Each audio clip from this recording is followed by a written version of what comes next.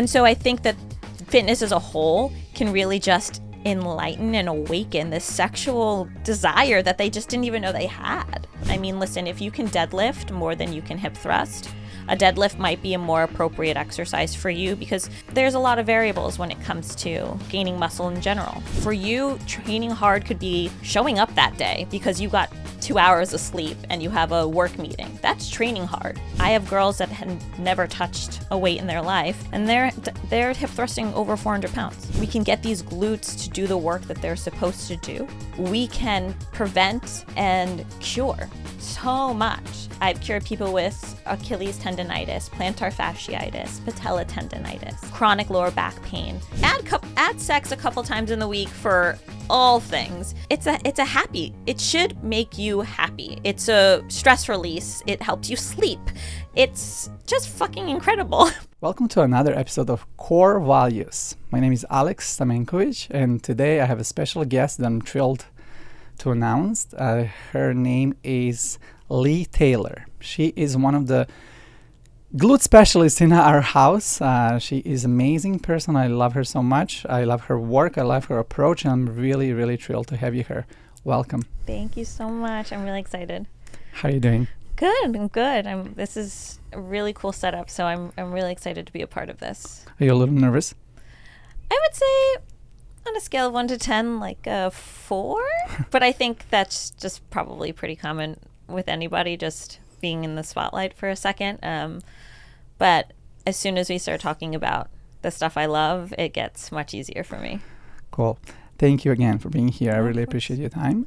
Tell me something about your background and how did you end up in the fitness industry? Yeah, so my journey was interesting. I started, well, first off, my whole family is big into fitness. My dad was a competitive cyclist when I was growing up, and we would do charity rides, and I would sit on the back of his tandem bike, and we would ride to raise money for science education. My mom was an aerobics instructor in the 80s. My sister, a competitive dancer. So I was really immersed in fitness at a young age, and I ended up finding my way into Equinox. I ran their food and beverage department for, I started there, and I ended up running it the last basically 6 months into the pandemic, and then pandemic happened. And prior to that, I was taking on some coaching clients for nutrition. It was just kind of natural being a part of Equinox and being in that fitness world. I wanted to do my nutrition studies, so I had a couple nutrition clients and a couple training clients because, again, I think it goes kind of hand in hand. And pandemic happened, lost my job, was sitting there, shut down, really nothing to do but sit with your thoughts. And I was like, Leigh, what are you going to do with the rest of your life? What do you enjoy doing? And I just knew that the only thing I really knew that I loved was being a part of the fitness community and helping people. Those were the big things. And my clients started referring me to other people. My friends reached out, friends I hadn't heard from in years, reaching out through Instagram saying, hey, Leigh, I hear you're training people. I'd love to start working with you. And slowly building this business over the course of the pandemic, something that became from my part-time side passion to a full-time career. Now I have a full book of clients, both virtually and in person. I'm starting 2 other businesses, and yeah, it's been a whirlwind, but it's been incredible. Really, really great. Amazing. Tell me something about your method. Like, you have a Leigh Taylor method. So what is it? My method was born for basically 2 different avenues. I come from the bodybuilding world. I started really focusing on resistance training with the study of bodybuilding. That was my foundation. I've done a competition. I did the whole process. And the big thing I noticed in bodybuilding was there was a lack of care for the human being. People go to extremes for the aesthetic. And yes, of course, at the end of the day, we all want to look good, right? But what I found, which was a hard pill to swallow, is how sick a lot of these people were, both mentally and physically, how much they were willing to give up for this body. And so when I started building my business, I realized there was this huge gap between this aesthetic bodybuilding world and a wholesome body, a body that's meant to live long and be pain-free. And so I decided that was a big passion of mine, growing this business. But the method itself really was born out of my dad's journey through spinal deterioration. His discs are deteriorating, and he experiences a lot of pain and a lot of nerve pain. And so part of his healing was to do a lot of core and glute strength work. And as I was growing my business, I found that to be so fascinating. And then I did my own research on the glutes. And obviously, being in bodybuilding, I knew the aesthetic importance, but I didn't realize how valuable they were from a health perspective, how important they were for movement and supporting the body. So I decided to delve into it. I found out I could get a certification to become a specialist in understanding how the glutes move in conjunction with the rest of the body. And so this method was born from, being a glute specialist, but realizing that I can take someone who has aesthetic goals and make them feel good, both internally and externally. So I kind of call it like holistic bodybuilding in a sense. So it's body recomposition, which is typically what a bodybuilder does with hypertrophy training, using those modalities to create a wholesome body, and specializing in glutes to do that, using the glutes to create aesthetic, but also create a pain-free body. What are some misconceptions when it comes to glute training? Well, I think a lot of people think that it's, well, first off, people, the things you see on Instagram, a lot of these girls are doing like a lot of booty band work, and that it's really easy to shape and grow. And like any other muscle, it takes a lot of time. It takes a lot of patience and dedication. I think we live in an industry where there's always an easy way out. You can get surgery for this, and there's many different types of surgery now to get aesthetic glutes. So I think the biggest misconception is walking into this thinking it's going to be an easy process and thinking you can do it with lightweight.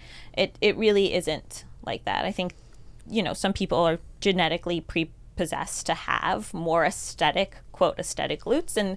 But what I do as a specialist is I analyze your body. I look at the shape of your hips, the width, the depth of your hip sockets, the width of your trochanter, the length of your femur, and I'm able to create a program that works so that you're aiming for a glute shape that's more aesthetic. Now, I can't change bone. I just can't. I wish I could. I can't.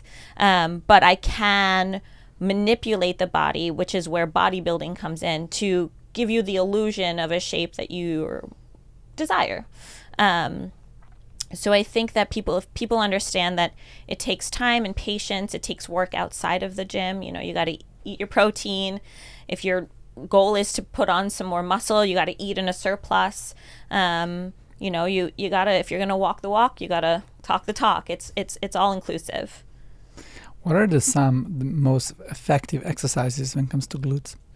I mean, the chupacabra of glute training is the hip thrust, and there's been multiple studies to show this. And I can go into an argument with people in many different fields about other exercises that are as valuable. It can be subjective. I mean, listen, if you can deadlift more than you can hip thrust, a deadlift might be a more appropriate exercise for you, because there's a lot of variables when it comes to gaining muscle in general.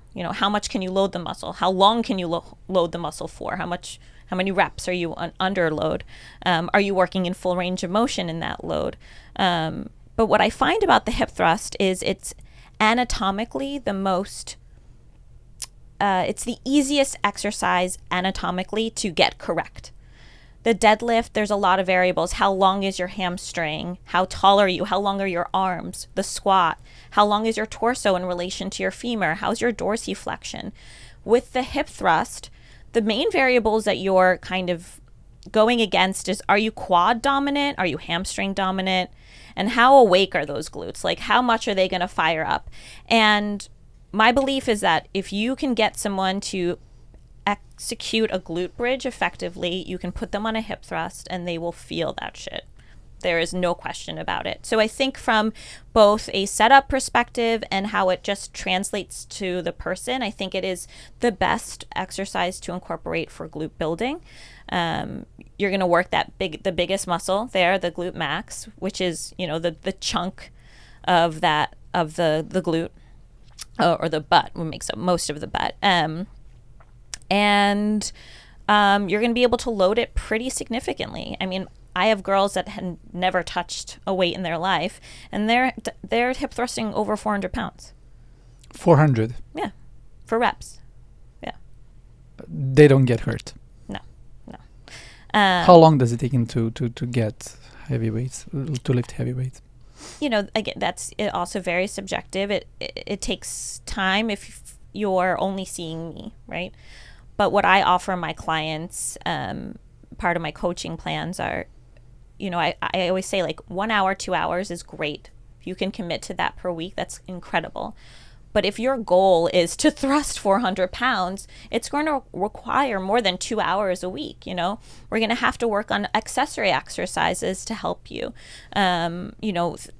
Doing things just like a kickback to just keep working your hip into extension, things of that nature. I think, there's abduction exercises, all of these things that you're going to want to be doing outside of just our sessions together. And so I would say that if you are someone who can really commit to the process, you can see significant results within 6 months. I wouldn't say that you're going to be thrusting 400 pounds if you come to me with 0.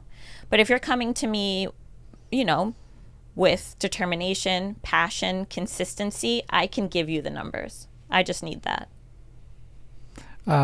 In your opinion, how important is genetics when it comes to a glute development?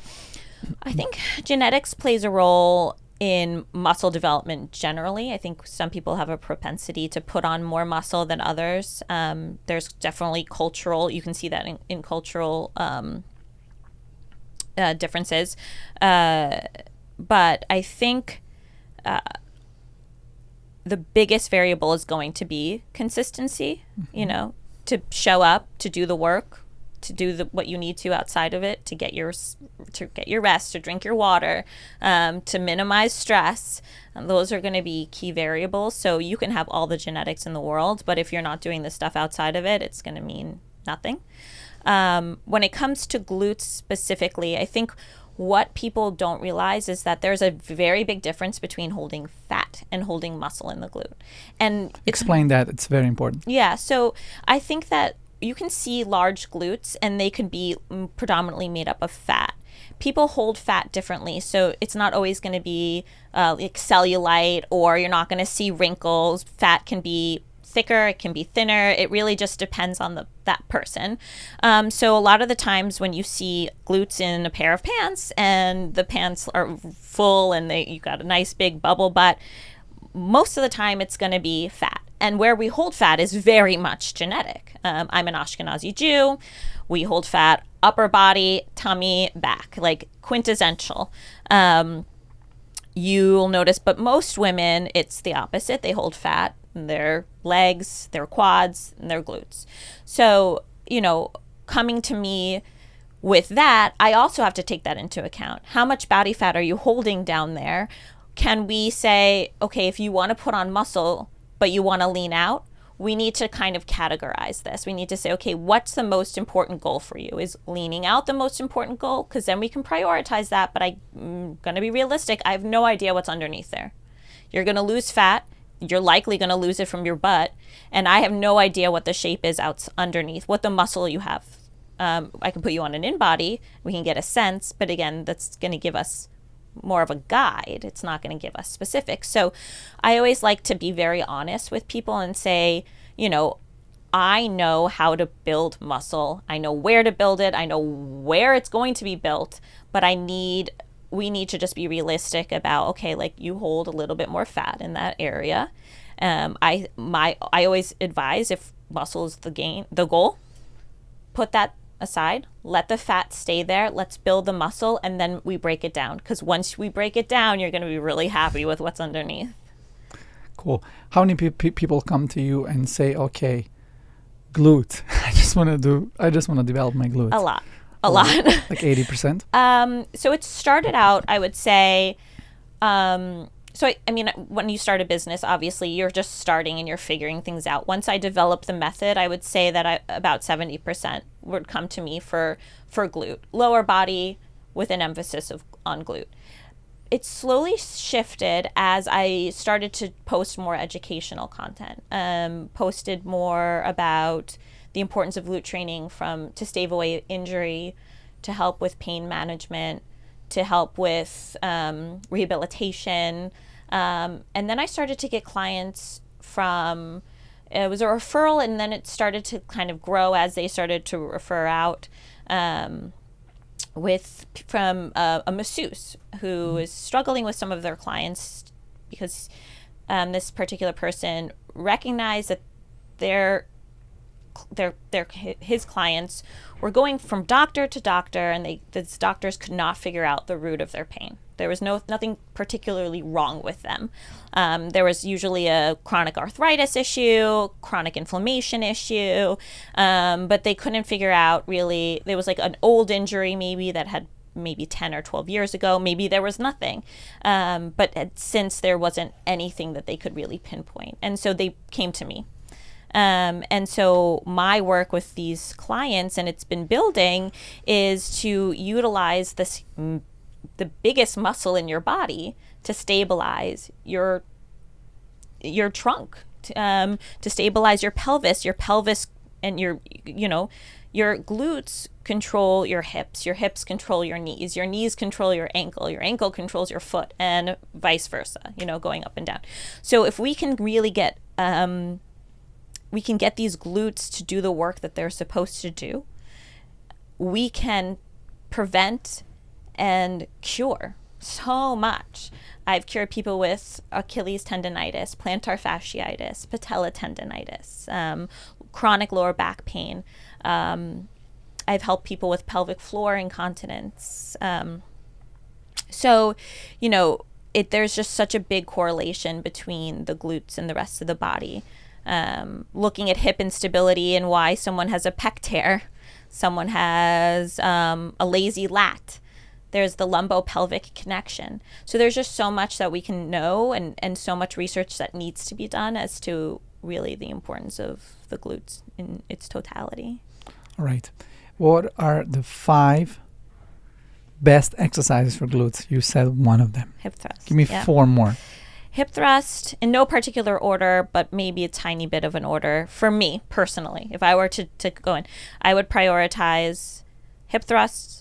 I would do Bulgarians. I would do a deadlift, some sort of hip Bulgarian split squat for people who... Yeah, Bulgarian split squat, hip dominant. I would do a Romanian deadlift, or definitely some sort of hip hinge, whether that's with a cable or dumbbells, barbell, Romanian. And I would do a barbell back squat or back squat on the Smith machine. Those would be my top there. I would also do a step up. I think you can significantly load the glutes in that. And I would do some sort of reverse hyper for glutes. Okay. Yeah. I like that. Yeah. Tell me something about nutrition. How is nutrition so important in this, or do you think it's important when it comes to glute 100%. development? It's important when it comes to muscle development generally, but for glutes, it's just such a big muscle. So you need energy. Like there's always like the rice and beans made the glutes. Like there's a reason for that. We need carbs. We definitely need protein. We need carbs to give us energy for our workouts, to give us energy throughout the rest of the day. We don't want to burn muscle. We want to be able to burn energy through food. We want the body to use the energy from the food to have a anabolic response to time under mechanical tension. So we need to be in a caloric surplus, and ideally you're eating, roughly about 25 to 30% of that in protein, about 45 in carbs, and the rest in fat, healthy fats. What kind of protein do you like? I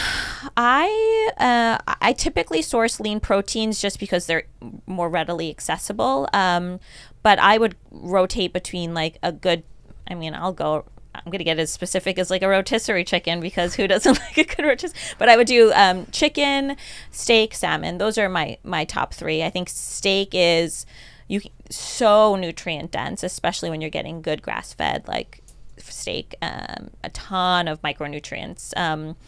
Salmon, great omegas, anti-inflammatory, super beneficial for women specifically, helps with hormonal balance. Training is inflammatory in nature, so it's really great to incorporate anti-inflammatory foods. And lean protein is just an easy way to keep you satiated, because protein helps with satiation.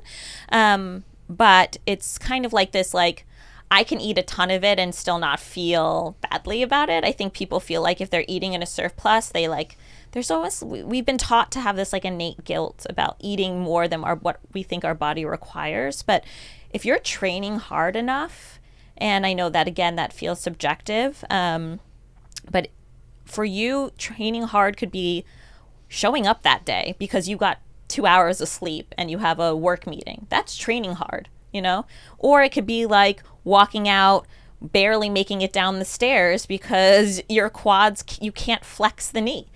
So again, that's very subjective. But if you're doing that, if you're showing up and training hard to whatever capacity that is, you're going to need the calories. You're going to need them. So I would say like, don't feel guilty to be in that space, and in that surplus space. Tell me something more about this guilt. Yeah. How many of your clients feeling guilty after eating certain food, or they had a bad night? Yeah. They drank a lot. They probably ate a lot. They came next day. They're like, kill me. I want to push so much. I just want to feel better. Yeah. How do you see this? What's your approach to this? I mean, it's so common. It's so common. I think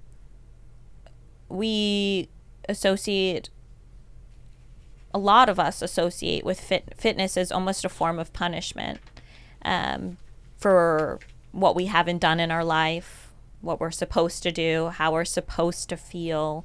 And I think it's our job as trainers to change that narrative.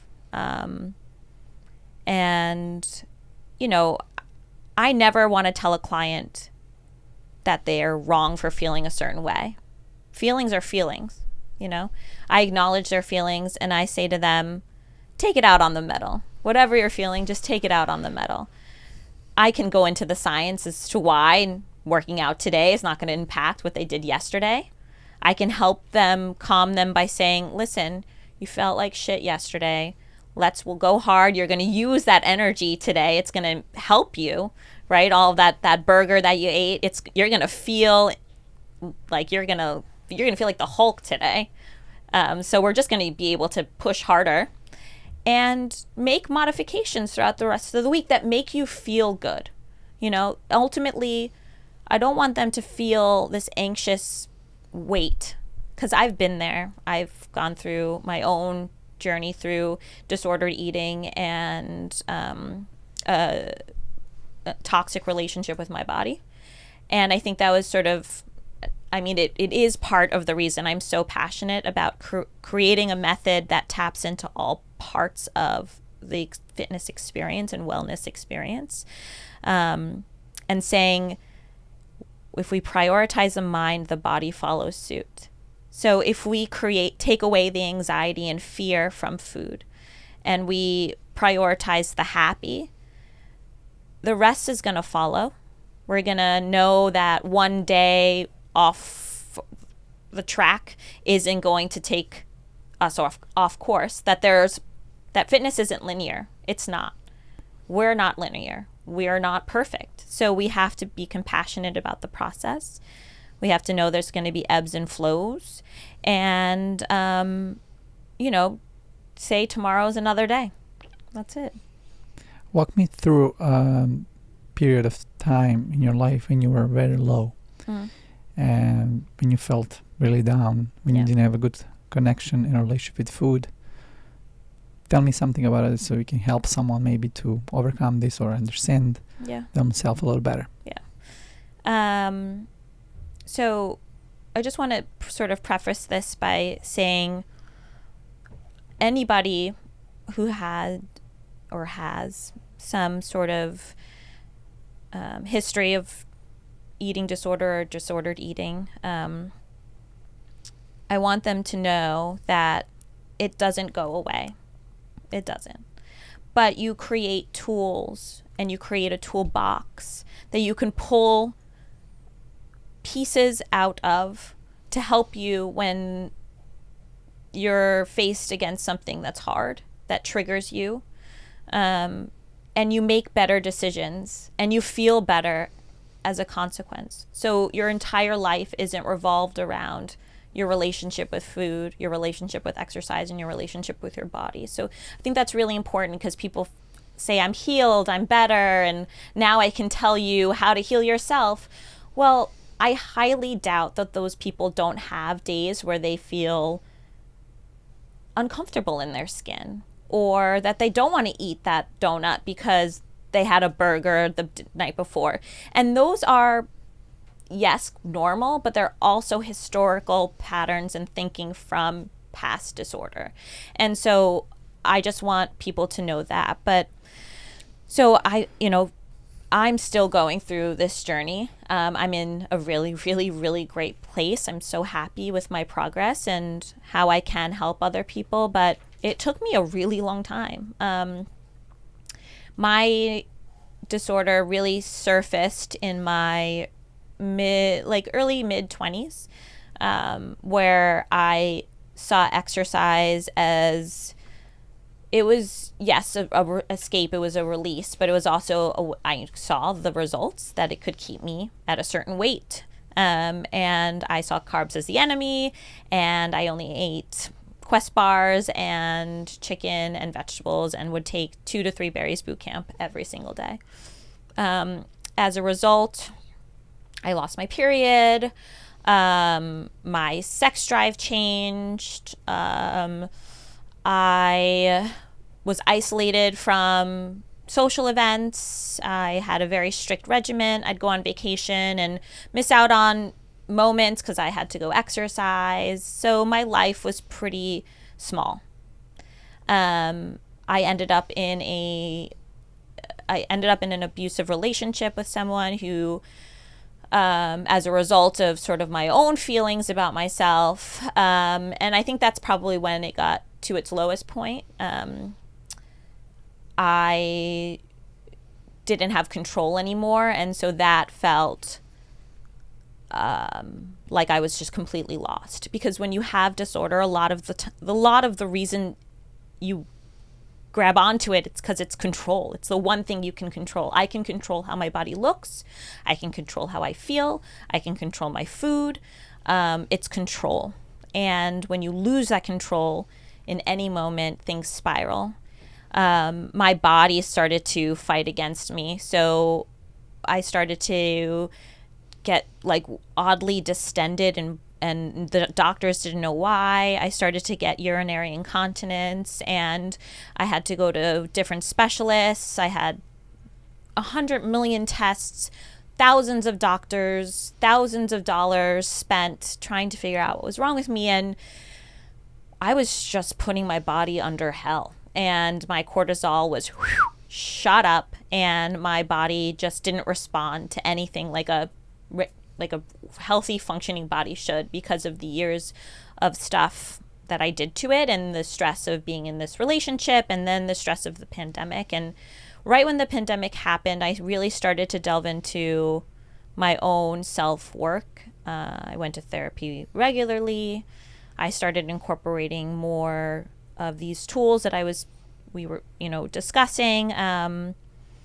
And I would say that through that, it took me about 2021, I think, was the first time that I could say to myself, like, I have all the tools that I need to be able to get out of a dark place.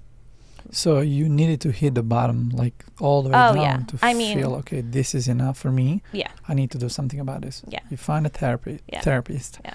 You went to different things with your work, and you improved. Yeah. I think, a few things really saved me. I think, ironically, the pandemic, because I was able to really just stop. I didn't like my job. Was stuck in a relationship that was extremely unhealthy for me. I didn't have space for me to really do the work I needed to do. So the pandemic was a blessing, and as much as it was a curse. I was able to figure out really what I wanted to do in my life. And then through my own work, I was able to, I'm very transparent, even with my clients, because I want them to feel safe to be able to share their experiences as well. So through my own work, I was able to, come out and say, I have hard times. I feel like shit right now, but I know exactly what I need to do to make myself feel better, because my body does not define me anymore. Your body does not define you. Sitting here with you, I'm not looking at your shape. I'm looking at your compassion. I'm looking at how comfortable you're making me feel, how interesting these conversations are. Those are the things that people pick up on, It's hard when you're in a fitness industry, and I have clients that come to me and they say, I want a butt like yours. I want legs like yours. And so you kind of feel like you're always on display. But I remind myself that if you exude the confidence that you feel, that you should feel, I have these conversations with myself. Leigh, you built a business from nothing. You got out of an abusive relationship. You have friends and family that love you, that would go to the ends of the earth for you. How lucky are you? That's the thing that builds up my confidence, even when my pelvic floor is in pain, my cortisol is high, I'm extremely inflamed, I'm burnt out. Those are the things that keep me going. And then I can walk around being the sexiest person in the room. You mentioned the sexiest person in the room. I have to ask you about the magazine cut. You had some text there that I would like to share with people. What was that? The article. The cut. Yeah.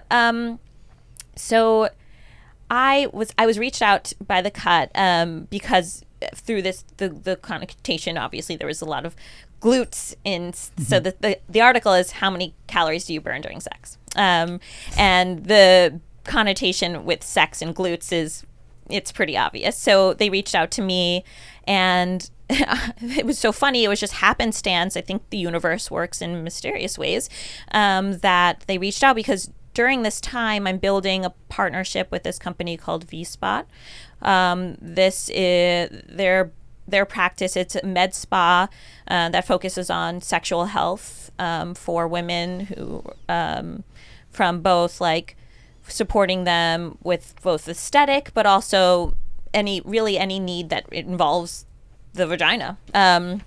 So I started this partnership, and I can kind of go into that a little bit more in a bit, but it was just sort of happenstance that I started this partnership and they reached out. And, another thing that I've just noticed, and the things that I brought up to the interviewee, the person who's interviewing me for this, is that through fitness, and I think a lot of trainers can speak to this, you see this confidence that builds in your clients and how much more aware they are of their body in a good way. In a way that like they're like, oh my God, I've never felt that muscle before, or like feel this is like so crazy, like I never knew. So they're just getting more in tune with like what's happening. They're also gaining confidence so they can set more boundaries, so they can speak up. I've had clients come to me and say like, I finally talked back to my boss today, and I think it's because I did hit that PR. It's like there's such a direct correlation between how they show up in the gym and how they show up in life. And I've seen a lot of my clients tap into what they need sexually.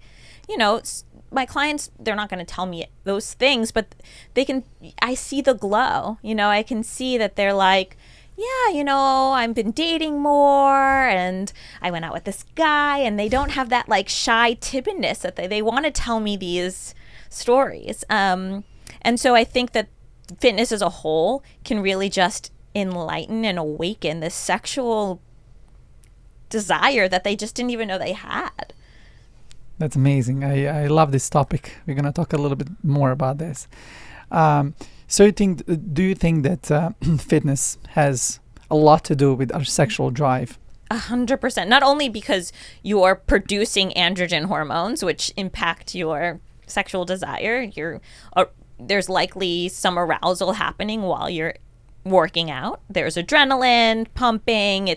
There's dopamine. There's serotonin. There's all these things that you get when you're having intercourse, right?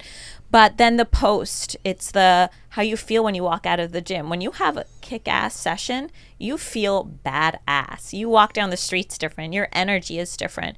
And that radiates. Energy is so important. So I think that people just feel more confident, and it's not just because of the aesthetic. Yes, my clients see change in their shape.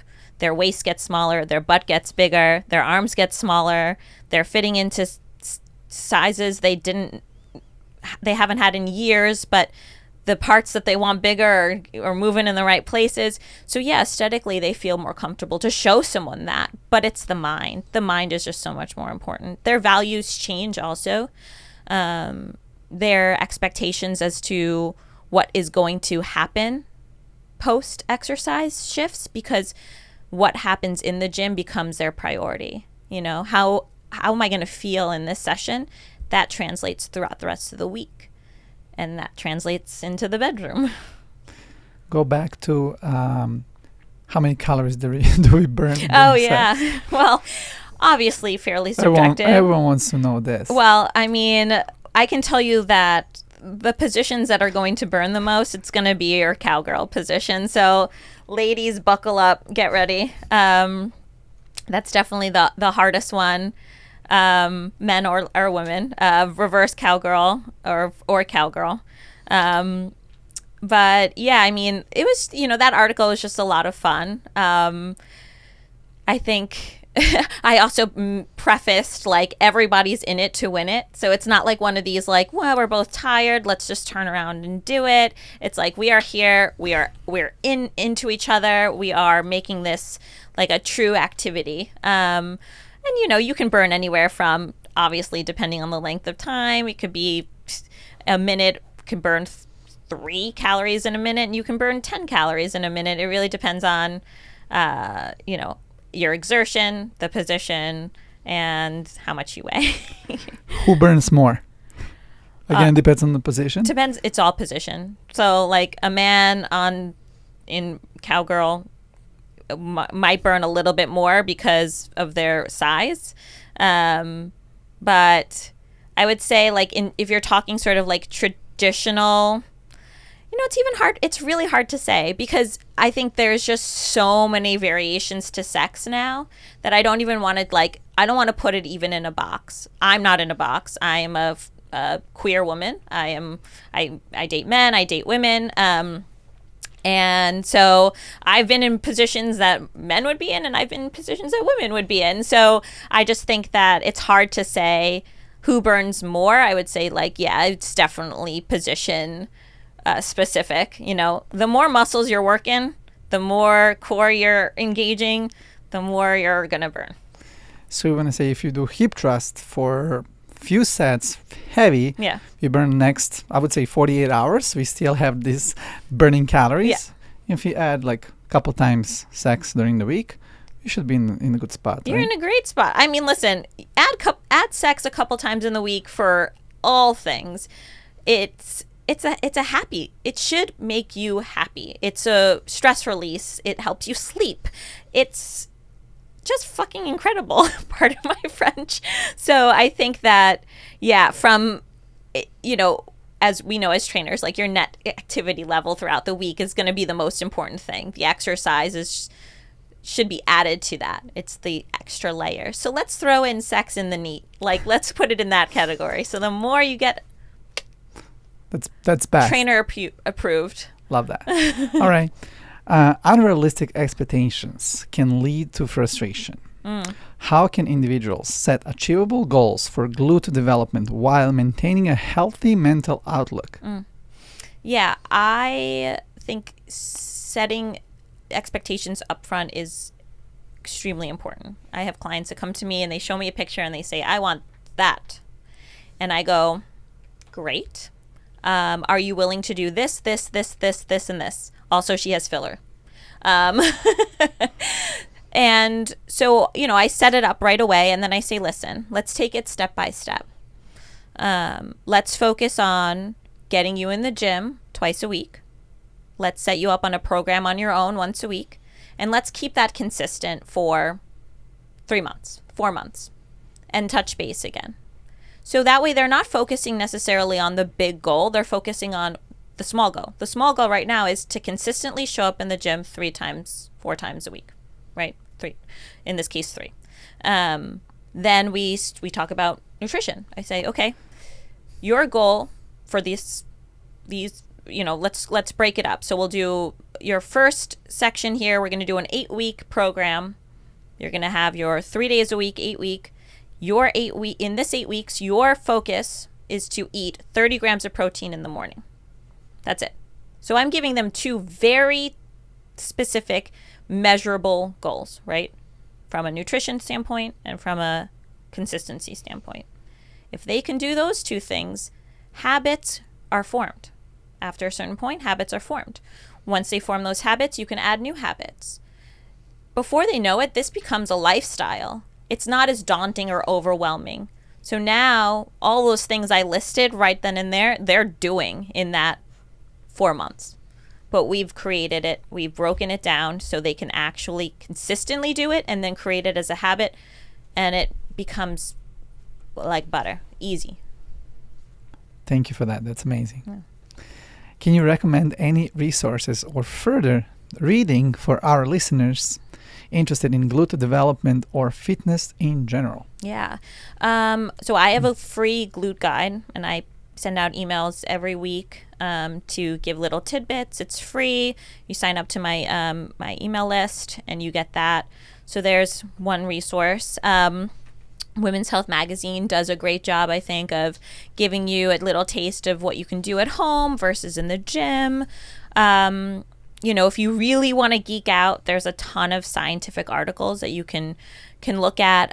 But I think that that's probably a little bit harder to digest. But there are certain magazines I think do a really great job. Brett Contreras, I think, he's the foremost. He really set he paved the way for specialists, really. He gets a lot of crap. He's old school in some ways, but I think he's very open-minded, which is really valuable. As science is ever changing. We're constantly finding new means to gain muscle. Like, there's arguments for hypertrophy. What's the right rep range? Is more volume better than less with higher load? Like, is eccentric phase more important than concentric? Which muscles are more important for that? So we're always going to find new stuff. But I think that if you want just foundation, he's a good guy to go to. He has his own glute guide. It's a really comprehensive book that's pretty easy and digestible. I think that if you're looking for just like specific glute programs, mine is obviously very good. He does a pretty good one as well. And I think starting there is a good place. But Instagram, of course, you're going to get a wealth of knowledge. You're also going to get a wealth of crap. I would just say, start with Brett and then kind of see who he follows or people he mentions. And that's probably a good place. I also reference a few people for nutrition. I love Gabrielle Lyon. I think she's fantastic. She really is, she's like a muscle doctor. She focuses on muscle as a means for longevity and health. So I think she's great to follow. So I think if you can find the right people, and then you can look for who they follow, who they talk to, and that's usually a good way to go to like really filter through all of the stuff that's out there. Amazing. Thank you so much. This was very, very valuable. Where can people find you? What's your Instagram, website, email, so people can actually follow your work? So LeighTaylorMethod.com is my website, and there they can sign up to my glute guide. And my Instagram is Leigh Well and Fit. I also have all my links there. They can look at my partnerships, what I'm doing, any new business ventures there. If they want to work with me in person, my main location is Complete Body Union Square, where we are right now. And I also train out of their Midtown location at 57th Street. Nice. Thank you. Leigh, I just want to say thank you so much for this. I just felt amazing. I feel like we can talk all day long. Oh yeah, no, I was like, wait, we're done? Yeah, no, I have, it's just, fitness is amazing. It's just so amazing. It feels so good to share all this information. Yeah.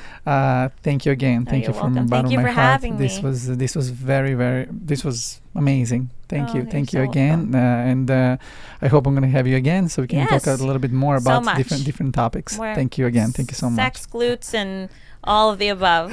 Thank you. I love it. Thank you so much. You're welcome. Thank you.